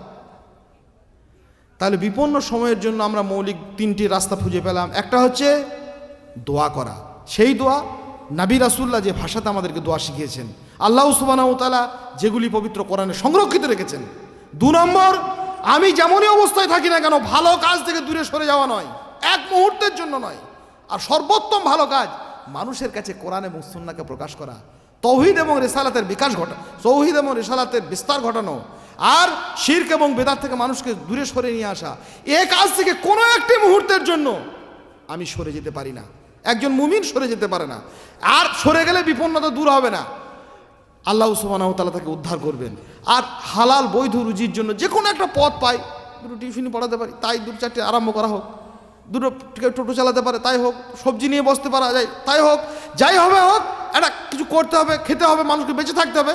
এর জন্য কোনো লজ্জা করা, কোনো সংকোচ করা, কোনো দ্বিধা করা এটা উচিত হবে না। 4 নম্বর, বিপদ থেকে বাঁচতে গেলে পাপ থেকে বাঁচতে হবে। আর পাপ থেকে বাঁচতে গেলে পাপ থেকে ছুটতে হবে। পাপের সঙ্গে আপনি চুপচাপ বসে থাকবেন একসঙ্গে বন্ধুত্ব করে, পাপ হবে সভাপতি আর আপনি হবেন সেক্রেটারি, পাপ থেকে বাঁচা যাবে না। পাপ হবেন বন্ধু, আপনি হবেন বান্ধব, হবে না। পাপ দেখলেই, অন্যায় দেখলেই সেখান থেকে ছুটতে হবে। কি করে? ছুটে পালাতে হবে। পবিত্র কোরআনে আল্লাহ সুবহানাহু ওয়া তাআলা একটা সুন্দর উপমা দিয়েছেন। মনে হবে পাপ আপনাকে জড়িয়ে ধরছে, মনে হবে পালানোর কোনো পথ নেই। সুদের পাপ, ঘুষের পাপ, হারামের পাপ, বেদাতের পাপ, শিরকের পাপ, বেপরদার পাপ, হাজার রকমের বেপরদা। গোটা পরিবারে একটা মেয়ে, জমিয়ত করি, জমিয়তকে মাঝে মাঝে কথা বলতে ভালো লাগে। এই আনিফ ভাই চেনে, আলমগীর ভাই চেনে, আর আমাদের আব্দুল হামিদ ভাইও অনেকবার গেছে। বাঁকুড়া আমাদের জমিয়তে আহলে হাদিস মাত্র 1-2 গ্রাম আছে, গোটা জেলাতে আহলে হাদিস গ্রাম আছে 1টি কি 2টি। আলহামদুলিল্লাহ, তাতেই তারা সংগঠন করেন। ওই সংগঠনে আমাদের এক ভাই নতুন এসেছেন, কিছুদিন হলো, উনি সেদিন শোনালেন, বলে আমার মেয়ের বিয়ে দিয়েছি বেদাতিদের বাড়িতে। ওই অবস্থাতেই, তখন ওরা সব বেদাতিই ছিল, একদম বেদাতি মানে সাংঘাতিক। পীরের মাজারে গাড়ি, ভলভো গাড়ি ভাড়া করে নিজের টাকাতে সব নিয়ে যেত। তো বলে তওবা করে ভাই, আপনাদের এই কথা শুনেই আল্লাহ আমাকে সহি দিন দিয়েছেন, তো আমার মেয়েটা তো বিয়ে দিয়েছি সেখানে, তো মেয়েটার সঙ্গে অনেক দুর্ব্যবহার করে। মেয়েটা নামাজ সালাত আদায় করে, সহি সুন্নাহ মোতাবেক আমল করে, তা নানা রকমের তঞ্চকতা তারা সৃষ্টি করে। তো স্বামীটা যদি, ও বললো যে আমার জামাইটা খানিকটা বুঝেছে, তো বুঝলেও পরিবারের বিরুদ্ধে খুব একটা কিছু বলতে পারে না। মনে হলো সেদিন জমিয়ত করা সার্থক হয়েছে, একবারে বিফলে যায়নি। ওই কথাটা শুনে, কি কথা, তাই বললাম তো এখন অবস্থা, বলে অবস্থা একটা গণ্ডগোল কীরকম হয়েছে জানেন, সেদিনে আমার মেয়েটা সাংঘাতিক এক কাজ করে ফেলেছে। কি করেছে বললে, বাড়ি ভর্তি সব লোক, শবে বরাতের অনুষ্ঠান হচ্ছে না কি কোনো একটা বেদাতি হচ্ছে, তো স্বামী বলেছে দেখো লৌকিকতা বজায়ের জন্য এগুলো করতে হবে। তো ওই লোকের মাঝে আমার মেয়ে যে এরকম কথা বলে আসবেন, কি বলেছে, বলে আমার মেয়ে বলছে, শোনেন আপনি আমার স্বামী, আপনি যদি আমাকে বলেন আজ থেকে নিয়ে মৃত্যু অবধি আমার বাপের বাড়ি কোনোদিন আপনি যেতে দেবেন না, আমি মেনে নেব। আপনি যদি বলেন যে দুবেলাতে আমি দুবেলা খেতে দিতে পারবো না, একবেলা খেতে দেবো, শুধু নুন ভাত, আমি সারা জীবন খাবো, আপনার সন্তুষ্টির জন্য, আপনার সেবার জন্য আপনি যে কোনো আদেশ আমাকে করবেন, আমি মেনে নেব। কিন্তু ইবাদত আমলের ক্ষেত্রে কোরআন সুন্নাহর বহির্ভূত এক চুল যদি আমাকে সরে যেতে বলেন আমার আদর্শ থেকে, রসুলের আদর্শ থেকে, সেদিনে আপনার সঙ্গে সমস্ত সম্পর্ক বিচ্ছেদ করতে আমার কোনো দ্বিধা নেই। লোকটার নাম ধাম ঠিকানা নেবেন, আমার কাছে নিয়ে যাবেন, একবার মুখটা একবার দেখে আসবেন। বেঁচে আছে বহালতবিহতে, বাঁকুড়া জেলায় আমশোল বলে একটা গ্রাম আছে, সেই গ্রামে ভদ্রলোকের বাড়ি। আমি মাঝে মাঝে যাই, আলে এই কথাটা বললো, ওই যে বাড়ি ভর্তি লোক, কেন কেন কেন তোমরা কি? বলে আমার বাপ জমিয়তে আহলে হাদিস করে, আমি আহলে হাদিসদের মেয়ে, আমি তোমাদের ওইসব বেদাতি ওইসব ন্যাকামো পোকামো ওসব কাজ করতে আমি রাজি নেই। আপনি যদি আমাকে কারোর বাড়ির দাসত্ব ভিত্তি করতে বলেন, দাসী হিসাবে জীবনযাপন করতে বলেন, আমি রাজি আছি। কিন্তু আল্লাহর গোলামি ছেড়ে, রসুলের সুন্নাত ছেড়ে আমাকে সরে যেতে বলবেন, আমি রাজি নই। পাপ থেকে আপনাকে ছুটতে হবে। মনে হবে পাপ আপনাকে জড়িয়ে ধরছে, বাড়ির সবাই বেপরদা আছে, কি হয়েছে? আপনি যদি চান, আল্লাহ আপনাকে সাহায্য করবেন। কোরআনে এই ব্যাপারে একটা সুন্দর উপমা আল্লাহ সুবহানাহু ওয়া তাআলা একটা ঘটনার আলোক ছটা আমাদের কাছে তিনি উপস্থাপন করেছেন। আল্লাহ সুবহানাহু ওয়া তাআলা গোটা ঘরের দরজা সব বন্ধ করে দেওয়া হলো। একটা মাত্র মানুষের যুবক, একবার তরতাজা যুবক, তার নাম ইউসুফ আলাইহিস সালাম, সমস্ত দরজা বন্ধ করে দিল। পবিত্র কোরআনের ভাষা এটা, আল্লাহ সুবহানাহু ওয়া তাআলা উল্লেখ করছেন সূরা ইউসুফে। এবং সেই দরজাগুলো বন্ধ করে দেওয়ার পর, সে যুগের এক শুধুই সুন্দরী নয়, সেই মিশরে যে রাজার কাছে তিনি দীর্ঘকাল ধরে প্রতিপালিত হয়েছেন, সেই রাজ সম্রাজ্ঞী, সেই রাজমহিষী, সেই রাজার স্ত্রী অন্যায় কাজের জন্য তাকে আহ্বান করছে। কি আশ্চর্য লাগে না কথাটা? ওয়া গল্লাকাতিল আবওয়াব, সমস্ত ঘরের দরজাগুলো বন্ধ করে দিল, দরজা জানালা। এবং তারপরে এসে ওই মিশরের রানী এসে ইউসুফ আলাইহিস সালামকে বলছে, ক্বালাত হাইতা লাক, এসো প্রিয়, আমার দিকে এসো। কি করবেন? এই পরিস্থিতি প্রত্যেকটা মানুষের আসছে সামনে, আমাদের জীবনে সব সময় আসছে। সুদের পাপ এমন করে আসছে, মনে হচ্ছে সব দরজা বন্ধ, কোন দিকে যাব? ব্যভিচারের পাপ, বেপরদার পাপ। আপনি বেপরদা করতে চাইছেন না, কিন্তু আপনাকে বেপরদা করে দিচ্ছে, ভারী সমস্যার কথা। সমস্ত রকমের পাপ, শিরকের পাপ, বেদাতের পাপ, মনে হচ্ছে সব দরজা বন্ধ, পালাবার রাস্তা নেই। প্রথম দুটি কাজ করতে হবে আপনাকে। একটা কাজ ইউসুফ আলাইহিস সালাম করলেন, কালা মাআযাল্লাহ, ইউসুফ আলাইহিস সালাম বলছেন, আমি আল্লাহর আশ্রয় চাই, আল্লাহ তুমি আমাকে বাঁচাও, আল্লাহ তুমি আমাকে রক্ষা করো। তাহলে পাপ থেকে বাঁচার জন্য, বিপন্নতা থেকে উদ্ধারের জন্য সর্বপ্রথম আপনাকে কি করতে হবে? আল্লাহর কাছে আশ্রয় চাইতে হবে। আপনি চাইলেই পারবেন তা নয়, আল্লাহ রহম করলে, আল্লাহ দয়া করলে পারবেন। তাহলে আল্লাহর কাছে চাইতে হবে, আউযুবিল্লাহ পড়েন, খারাপ জিনিস দেখলেন নাউযুবিল্লাহ পড়েন, আল্লাহর কাছে আশ্রয় চান, আল্লাহর কাছে পানাহ চান, আল্লাহর কাছে জায়গা চান, যে আল্লাহ তুমি আমাকে নিরাপত্তা দাও। আর দ্বিতীয় কি, শুধু আল্লাহর কাছে পানাহ চাইলে হবে না। কি করলেন? ইউসুফ আলাইহিস সালাম ছুটে গেলেন, ফাস্তাবাকাল বাব, দরজার দিকে তিনি দৌড়ে ছুটে গেলেন। কোরআনের পাঠক হয়ে আমরা স্তম্ভিত হয়ে যাই এখানটায় এসে। আল্লাহ সুবহানাহু ওয়া তাআলা বললেন প্রথমে যে গল্লাকাতিল আবওয়াব, সমস্ত দরজাগুলো রুদ্ধ করা ছিল, বন্ধ করা ছিল। তাহলে ফাস্তাবাকাল বাবের অর্থ কি হয়? দরজার দিকে ছুটে যাওয়ার মানেটা কি হয়? দরজা তো সব ভিতর থেকে বন্ধ করা আছে কায়দা করে, বাইরে থেকে সব প্রহরী দিয়ে দরজাকে বন্ধ করে দিয়েছে, বাইরে থেকেও আটকানো আছে দরজা, গিয়ে তো কোনো লাভ নেই। লাভ একটা ছিল, আল্লাহ সুবহানাহু ওয়া তাআলা চেয়েছিলেন ওই ছোটাটা, ওই পালিয়ে যাওয়াটা, পাপ থেকে এই পলায়ন বৃত্তি, অন্যায় কাজ থেকে এই দৌড়ে যাওয়ার এই মনোভাব আল্লাহ খুব ভালোবেসেছিলেন, আর তাতেই তিনি রক্ষা পেয়েছিলেন। যখন ইউসুফ আলাইহিস সালাম ছুটে চলে গেলেন দরজার দিকে, মিশরের রানী সঙ্গে সঙ্গে গিয়ে পিছন থেকে খামচে ধরলো তার জামা, ফড়ফড় করে কামিজ ছিঁড়ে গেল। আর ওই কামিজ ছিঁড়ে যাওয়াটা তার কাছে বড় কল্যাণের একটা অভিপ্রায় তৈরি হলো, প্রেক্ষিত তৈরি হলো। তার মূল কারণ লুকিয়ে আছে শুধুমাত্র দৌড়ে পালিয়ে যাওয়ার ক্ষেত্রে।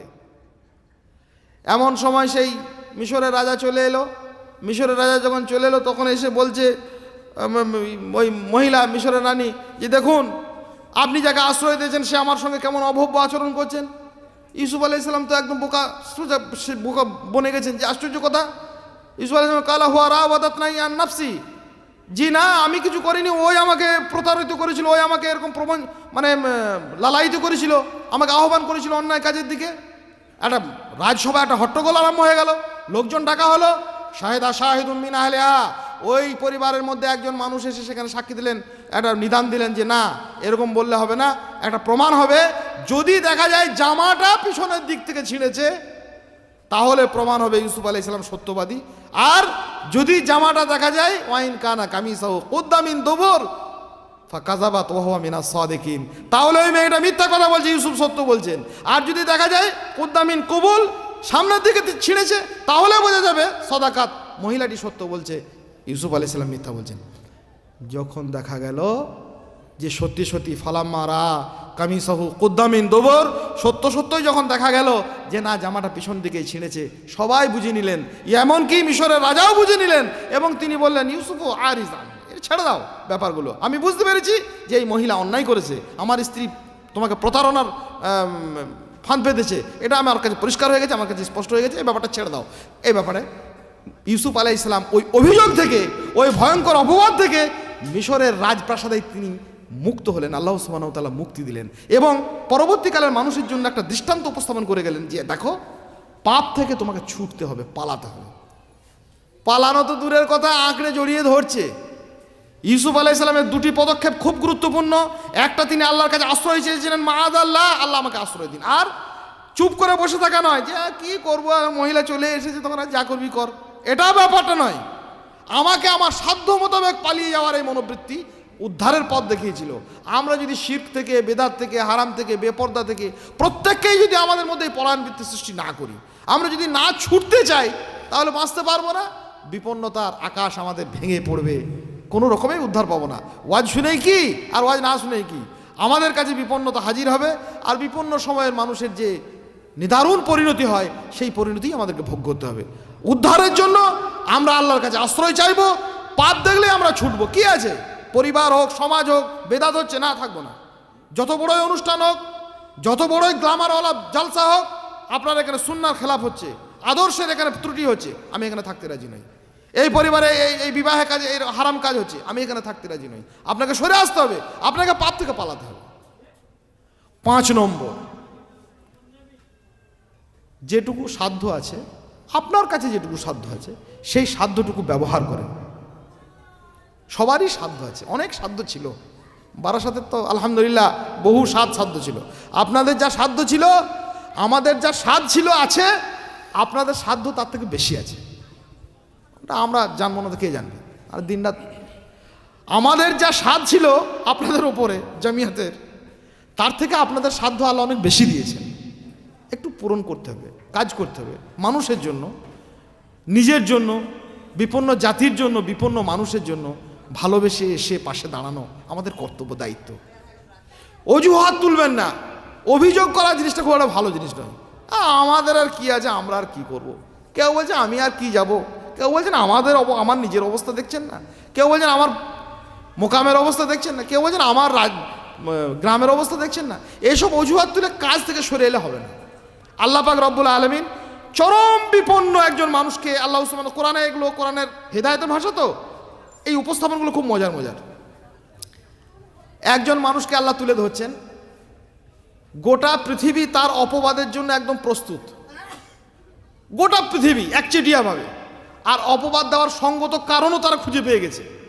একটা মেয়ে হঠাৎ করে দেখছে সে আসন্ন সন্তান সম্ভবা এবং তার বিয়েই হয়নি। কি বলবে মেয়েটাকে? সাধারণ মানুষ কি বলবে? মেয়েটি যখন দেখলো যে আমার তো সন্তান ভূমিষ্ঠ হবে, কোথায় পালাই, এই সন্তান পেটে এসেছে, আর আমার বিয়ে শাদী কিছুই হয়নি, আমাকে কোনো পুরুষ স্পর্শ করেনি, আমাকে কোনো পুরুষ দেখেনি। এ আল্লাহর নির্দেশে একদিন এলো জিবরিল আলাইহিস সালাম, এসে বললে তোমাকে একটা সন্তানের সুসংবাদ দিচ্ছি। তখনও মেয়েটি বললেন যে আমার তো পুরুষ স্পর্শ করেন। বলে এইভাবেই হবে, কি আছে, আল্লাহর নির্দেশ দিলে হবে, আল্লাহর নির্দেশ দিলেন, হয়ে গেল। সে সন্তান নিয়ে কি করে মরুভূমিতে গিয়ে একটা খেজুর গাছের কাছে মুখ লুকিয়ে, মুখ গুঁজে পড়ে আছে, আর বলছে ইহা লাইতানি মিত্ত কাবলা হাজা ওয়া কুনতু নাসিয়াম মানসিয়া। হে আমার রব, আমাকে মেরে দিলে না কেন? যদি মরে যেতাম, মাটি হয়ে যেতাম, যদি মাটির সঙ্গে মিশে যেতাম, অথবা বিস্মৃতির অন্ধকারে তলিয়ে যেতাম, কুনতু নাসিয়াম মানসিয়া, আমাকে মানুষ যদি ভুলে যেত কত ভালো হতো। এ মুখ আমি কি করে মানুষের কাছে দেখাবো? এই সন্তান হবে আর মানুষ বলবে এই অবৈধ সন্তান নিয়ে ঘুরছে। কত বিপন্ন, কত কঠিন, কত সমস্যা আল্লাহ সুবহানাহু ওয়া তাআলা ব্যবস্থা করছেন। এই ওসব অত চিন্তা করতে হবে না। দুটো বিপদে কিন্তু মারিয়াম আলাইহিস সালাম পড়েছিলেন ওখানে। এক বিপদ, মরুভূমিতে তিনি একা চলে গেছেন, ওই খেজুর গাছের নিচে বসে আছেন। তো মরুভূমিতে বড় বিপদ হচ্ছে, সেখানে পানি নেই, খাবার নেই, আশ্রয় নেই, কে দেবে? সমাজ থেকে বের করে দেবে ওইসব খবর শুনলে যে কুমারী মেয়ের সন্তান হয়েছে। আর দ্বিতীয় কথা, ওইসব খাবার দাবার কেউ দেবে না, তাহলে মরুভূমিতে বাঁচবে কি করে? তো আল্লাহ সুবহানাহু ওয়া তাআলা প্রথম তাকে ব্যবস্থা দিচ্ছেন। আল্লাহ কি করেন জানেন? আপনার যেটা সাধ্য আছে সেইটাকে আপনাকে ব্যবহার করতে হবে, আর যেটা আপনার সাধ্য নেই, ও মফিজুল ভাই এই দিকে তাকান। আপনার যেটা সাধ্য নেই সেটা আল্লাহ বলছেন আমি নিজে করব, ওটা নিয়ে আপনাকে মাথা খারাপ করতে হবে না। মরুভূমিতে একটা পানির ব্যবস্থা করা, এটা তো মারিয়ামের সাধ্য ছিল না। কি করবে সেখানে? পানিটা পাবে কোথা, খাবারটা পাবে কোথা? আল্লাহ বলছেন ওসব তোমাকে ভাবতে হবে না। যুগে যুগে মানুষের উপর আল্লাহ এইভাবেই রহমত বর্ষণ করেন। আপনার সাধ্য আছে, আপনার টাকা পয়সা আছে, সময় আছে, বুদ্ধি আছে, ওইটাকে কাজে লাগান। আর যেটা সাধ্য নেই, চরম জালেম গোটা দুনিয়ার আকাশকে অন্ধকার করে আসছে, জালেমকে এক মুহূর্তের মধ্যে কোথায় ফানুসের মতো আল্লাহ উড়িয়ে দেবেন। ওটা আপনি পারবেন না, আল্লাহ পারবেন, আল্লাহ করবেন। কাজেই যেটা পারবো না সেটা নিয়ে মাথা খারাপ করার দরকার নাই। গদি আল্লাহ উল্টে দেন, শাসক উল্টে দেন, ইতিহাসে মুখ থুবড়ে কত রাজা উজির মন্ত্রী পড়ে আছে, ওসব ভয় আপনাকে করে লাভ নেই। আপনার সাধ্য আছে কোরআন সুন্নাহকে প্রকাশ করার, কোরআন সুন্নাহকে বোঝার, কোরআন সুন্নাহকে তেলাওয়াত করার, মানুষের কাছে বাস্তবায়ন করার, ওইটুকু করুন। আপনার সীমিত আল্লাহ যেটুকু অর্থ দিয়েছেন সেইটাকে ব্যবহার করুন, সময় দিয়েছেন ওইটুকুকে ব্যবহার করুন। মারিয়াম আলাইহিস সালামকে আল্লাহ সুবহানাহু ওয়া তাআলা একটা শব্দ নিচের দিক থেকে এলো, না দা মিন তাহাতি আল্লাহ তাহজানি, এ মারিয়াম ভয় করতে হবে না, ভয়ের কোনো কারণ নেই। কাদ জাআলা রাব্বুকা তাহাতাকা সারিয়া, তোমার পদদেশে এখনই পানি স্রোতস্বিনী নির্ঝরা তৈরি হয়ে যাবে। তৈরি হয়ে গেল। মারিয়াম দেখলেন ছলছল করে পানি বয়ে যাচ্ছে পায়ের তলা থেকে। আর কি খেতে হবে? তো শুধু পানি খেতে বাঁচা যাবে না। ওয়া হুজদি ইলাইকা মিন জিজিন নাখলা তুসাকিত আলাইকা রুতাবান জানিয়া। আল্লাহ সুবহানাহু ওয়া তাআলা মারিয়ামকে বলছেন, শব্দ উচ্চারিত হচ্ছে যে এক নম্বর কাজ হচ্ছে যে মরুভূমিতে পানি এই ব্যবস্থাপনা করা মারিয়ামের সাধ্য নেই, যেটা সাধ্য নেই সেটা আল্লাহ করে দিয়েছেন। এবার আল্লাহ সুবহানাহু ওয়া তাআলা বলছেন ওয়া হুজদি ইলাইকা বিজিজিন নাখলা তুসাকিত আলাইকা রুতাবান জানিয়া, হে মারিয়াম তোমার কাছে যে খেজুর গাছটা রয়েছে, তোমার হাত ধরে সেটা তোমার দিকে তুমি নাড়া দাও। তুসাকিত আলাইকা রুতাবান জানিয়া, তোমার ওপরে সরস সুপক্ক সুমিষ্ট খেজুর পড়বে টুপটুপ করে। এইখানে কোরআনের পাঠক আমরা আশ্চর্য হই। এত এত ব্যবস্থাপনা আল্লাহ করে দিলেন, নদী প্রবাহিত হলো মরুভূমির ভিতর দিয়ে, মারিয়ামকে হাত লাগাতে বলেননি। আর আসন্ন সন্তান ভূমিষ্ঠ হয়েছে কেবলমাত্র তার, তিনি শারীরিকভাবে দুর্বল, মানসিকভাবে বিপন্ন, ওই সময় শরীরে অত শক্তিও নেই। আর একটা বাস্তব কথা, খেজুর গাছকে ধরে নাড়া দিলে যে খেজুর পড়ে এটাও দেখা যায় না, সচরাচর পড়ে না। তার খেজুর গাছটাকে ধরে নাড়া দেওয়ার এই কথাটার মানেটা কি? কোরআন পড়তে গিয়ে কখনো মনে হয়নি? খেজুর গাছকে ধরে নাড়া দিলে খেজুর পড়ে দেখেছেন কখনো? সচরাচর পড়ে না, খুব পাকা হলে একটা দুটো পড়ে। আর খেজুর গাছের কাণ্ডটা ধরে নাড়া দিলে যে ঝরঝর করে খেজুর পড়বে দেখা যায়। দ্বিতীয়ত কথা হচ্ছে তিনি তো শারীরিকভাবে অক্ষম, অসুস্থ, একে তো বিপন্ন, আর আল্লাহ সুবহানাহু ওয়া তাআলা মরুভূমির ভিতরে নদী তৈরি করে দিচ্ছেন, তো খেজুর গাছ থেকে খেজুরও পড়বে এমনি এমনি, এটাই স্বাভাবিক ছিল। আল্লাহ শুধু চেয়েছেন যে না মারিয়াম, দুটো হাত তো তোমার রয়েছে, ওই হাত দুটো অন্তত তুমি লাগাও, অন্তত ব্যবহার করো। কিছুই তোমার সাধ্য নেই, আপনার যেটুকু আছে সেইটুকু নিয়ে আপনি কাজে লাগান। বিপদ থেকে বাঁচতে গেলে টাকা রয়েছে, পয়সা রয়েছে, ঘর রয়েছে, বাড়ি রয়েছে, সবই রয়েছে, খাম কাতে বলছে লকডাউন হলো, অমুক হলো, তমুক হলো। ভাই কি কত রকমের অজুহাত, এইরকম সমস্যা হয়ে গেল, ওই রকম সমস্যা হয়ে গেল, ঝড় হয়ে গেল, বৃষ্টি হয়ে গেল।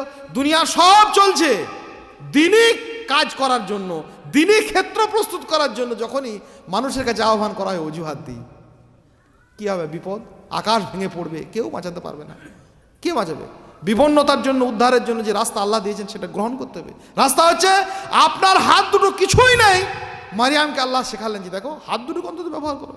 ওয়াহুজ্জি ইলাইকা বিজিজিন নাখলা তুসাকিত আলাইকা রুতাবান জানিয়া, আর তোমার চোখের দৃষ্টিনন্দন সেই সন্তানকে তুমি দেখো, মন ভরে যাক।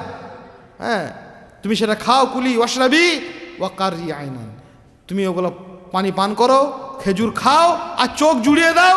আর কোনো মানুষ যদি এসে তোমাকে জিজ্ঞাসা করে ফালা নুকাল্লিমা আল ইয়াওমা ইনসিয়া, বলে দাও আমি কারোর সঙ্গে কথা বলতে রাজি নই, বেপরোয়া। এখানে আরেকটা চরম শিক্ষা দেওয়া হলো যে আপনি নীরবতা পালন করুন। হাজার রকমের কৈফিয়ত করবে, এই তোমরা কি করছো গো, তোমাদের সংগঠন ওখানে কি হচ্ছে, তোমরা নাকি বলছো অমুক জায়গাতে সব বেদাত হচ্ছে, অমুক জায়গাতে সব শিরক হচ্ছে, তোমরা বলছো এগুলো বন্ধ করে দিতে হবে।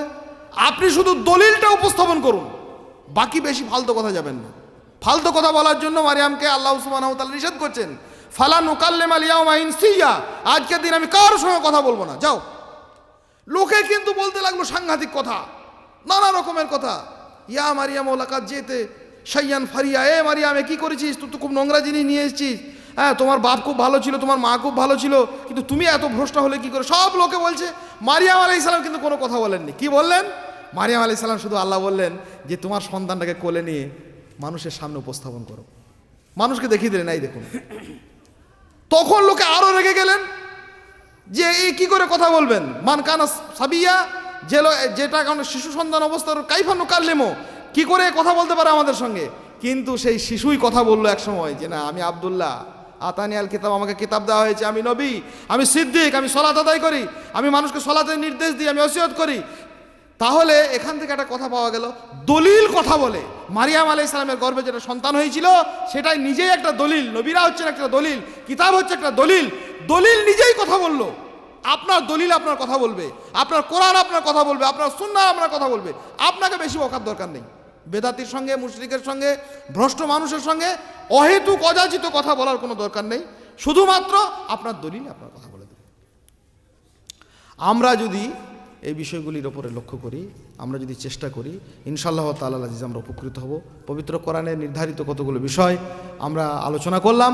মূলত বিপন্নতা থেকে উদ্ধারের কতগুলো মূল প্রেক্ষিত, বিশেষ করে নবীদের শেখানো দোয়াগুলি আমরা চর্চা করব, আলোচনা করব।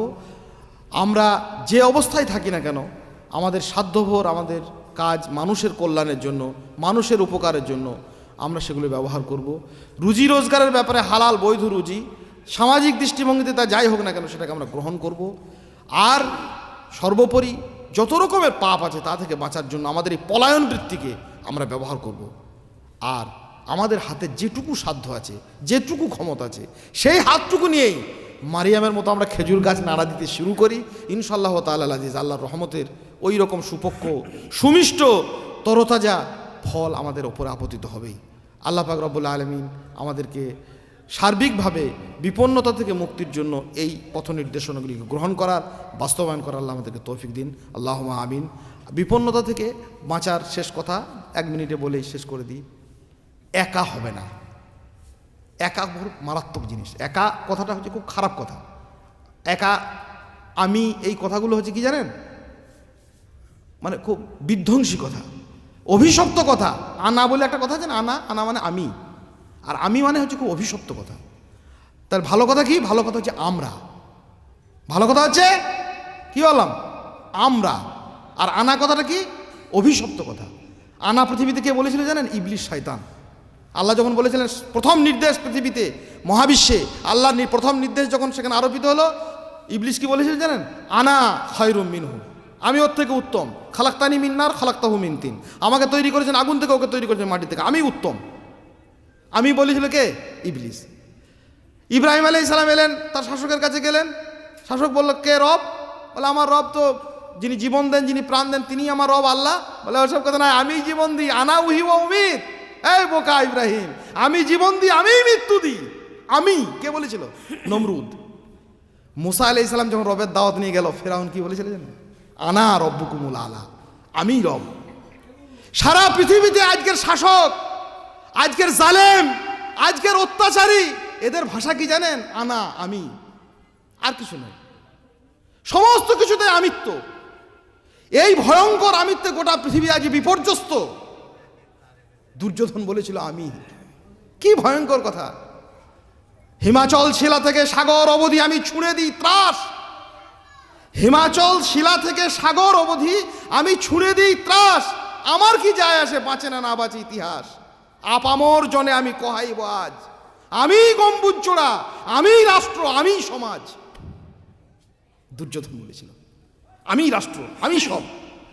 আমরা ওই আমিত্বের অহংকার থেকে সরে এসে আমরা জমিয়তে আহলে হাদিস করেছি। কিসের জন্য? আমি হতে চাইনি, আমরা হতে চেয়েছি। আল্লাহ পাক রব্বুল আলামিন আমিত্বের ওই অন্ধকার থেকে সরিয়ে এনে আমাদেরকে আমরার আলোকে আলোকিত করুন। আল্লাহুম্মা আমিন। সংঘবদ্ধভাবে আমাদেরকে বিপন্নতা থেকে মানুষকে উদ্ধার করা, বিপন্নতা থেকে নিজে রক্ষা পাওয়ার পথ পদ্ধতিগুলো গ্রহণ করার, জামিয়াতি সাংগঠনিক কর্ম পদ্ধতি অনুসারে করার আমাদেরকে তৌফিক দিন। আল্লাহুম্মা আমিন। আস্তাগফিরুল্লাহ লি ওয়া লাকুম ওয়া লিসাইরিল মুসলিমিন ফাস্তাগফিরুহু ইন্নাহু হুয়াল গফুরুর রাহিম।